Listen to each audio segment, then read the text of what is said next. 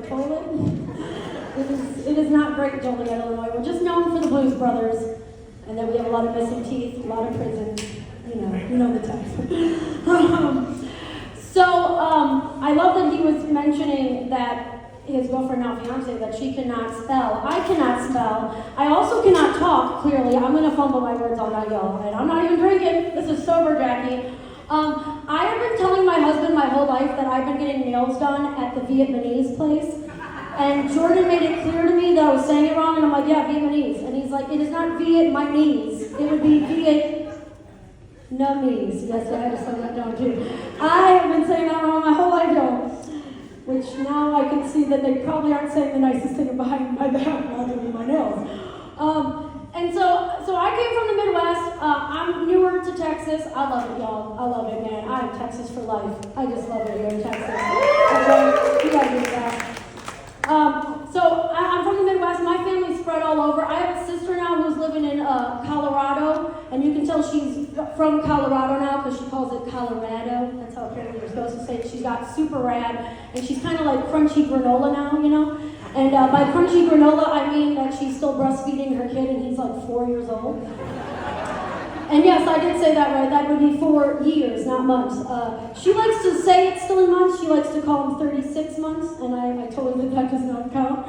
I will say something. I don't have kids, so I can't judge the say yes to the boob and milk. Breast is best, as they like to say. But something about the kid walking up with sneakers and an attitude, tapping the keg right there in front of everybody, just feels borderline wrong, you know? And thanks to her pumping all the time, I've got like a massive bank of milk in my freezer, which apparently I can sell for big money. It's always the bodybuilders that want the breast milk. That's how it hurts and she gets ill. I'll tell you what's ill. My sister dared me to make a matcha latte with her breast milk, told me it was liquid gold. I made that matcha latte with my sister's frozen breast milk, and I'll tell you what it tasted like. Baby vomit. That's what that tasted like. I called her and said, that was not liquid gold, that was baby throw up in my mouth in a latte, and I also had my husband try it. And then she said, I can't believe you actually made a latte from it, my own husband won't even drink my breast milk. I said, this information would have been useful to me yesterday. So, back to my sister. She's become the theme of my stories lately because I'm going to tell you something, y'all. I live in Lakeway in Rough Hollow, and I don't have a child, so therefore, I really have no valid material for you people. I mean, if you don't have kids, I'm not cashing in on a sweet spot in comedy, but thanks to my sister, she has filled in the gaps. She told me, Jackie, are you ready to be a parent? And I was like, I don't think so. She's like, well, let me tell you another reason why you may reconsider. My sister told me that she's like, here's a new fear unlocked. My son, he was at daycare. He's at this fancy Montessori school. He's cooking his own omelets at this point. And so this kid is at the school. He gets sick. Well, actually, he doesn't even have any symptoms. All the kids at school are having strep. He gets sent home. He doesn't seem to have strep symptoms. He's doing okay. My sister said the next day I'm driving him somewhere, and so just context, my little nephew, he loves to still suck his fingers. It's a few in the middle, but every day, all day, has to suck these fingers. And so she said at this time in his life he was also a little curious about the booty area, and so he's sitting in the back seat and he's screaming bloody murder while she's driving, and he's like, "Mama, butt hurts! Mama, butt hurts!" And she's like, "What's going on?" So she literally pulls out, check out what's going on in the butt area, and it is all red and irritating. She's like, okay, we're gonna go to the doctor. She goes to the doctor, she's explaining, man, something's wrong with my kid's butt. And as they get into more intel, she's like, speak to me. She's like, well, the kids have been run down, he sucks his fingers a lot, the kids have been getting strep, I don't know what to think about. And the doctor's like, hold the phone. Strep's at the school, he sucks his finger, and he's playing with his butt.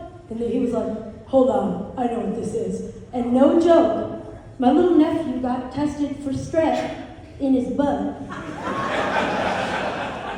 I didn't even know you could get strep in your butt. I said, he got strep throat in his butt, and Priscilla's like, I think it's called strep butt. Not strep throat, strep butt, no.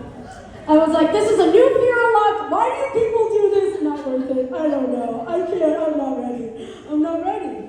I have a poodle, and that's the best I can do. He needs to get crated when I want to go somewhere, y'all. It's very convenient. So I by a lot of pregnant people, obviously a lot of children. Some people who have been here before clearly know my most favorite job that I do is I wax people for a living. So I like to wax bodies, I remove the hair, and I remove hair for ladies who are pregnant. They want the hair gone so they can have the baby. Apparently the doctor seeing the hair is where they draw the line. And not the baby, the watermelon out of the size of a lemon, we're not going to be graphic. It's the hair. They're holding up on the hair. So I started waxing pregnant ladies when I lived in Los Angeles. And as I was waxing pregnant women, I realized when you're waxing a pregnant woman that the baby does not a likey. Because as I was literally laying my friend down, I waxed her below, and the baby was like throwing fists. I swore I saw like a little middle finger. I was like, calm down there. This little kid was very upset. And so I had my friend, no joke, get up like this, because she was in so much pain. You can't have a woman on her back when she's that pregnant. And as I was waxing her, she stood up, and then I got on all fours like I was Cinderella, and I started strip waxing her from below, and literally I'm on all fours, and then in that moment, I was like, oh my God, her water could break on my face. And I was like, that would have been a better story. It really made me feel unappreciated for only getting $35 from her that day. I now live in Lakeway. My landscaper gets paid more just mowing my grass every week. And that's a terrain that's way more large than that. Yeah. Okay, we're not going to get graphic. You guys are eating charcuterie. All right, okay, so I do want to end with, I need to get off the stage. I was grow up poor. We could only have hamsters. I had a hamster that lived on a three. It's very true. You couldn't rent. When you're renting, you can't have those dogs and cats.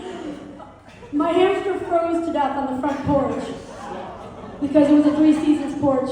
I wanted to bury him, but my first one, my first one that didn't freeze to death, I had buried. We gave him a 21-gun salute like he was a veteran. I wrapped him in a bandana. I buried him. And then 3 years later, for my 8th grade project, I wanted to do a project on hamsters. So I sifted the dirt like I was a paleontologist, and I found the entire skeleton of my dead hamster.